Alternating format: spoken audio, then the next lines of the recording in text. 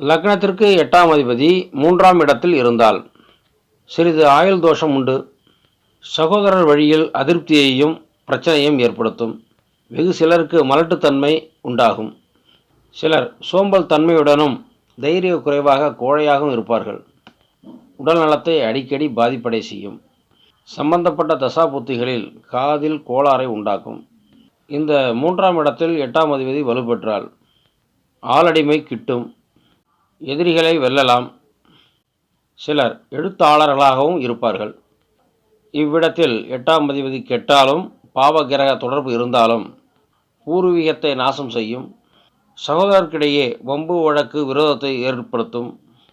குடும்ப வாழ்வில் பிரச்சனைகள் சிக்கல்கள் மனக்கலக்கத்தை ஏற்படுத்தும். வெகு சிலருக்கு காச நோயை ஏற்படுத்தும். இவை பொதுவான பலன்களே.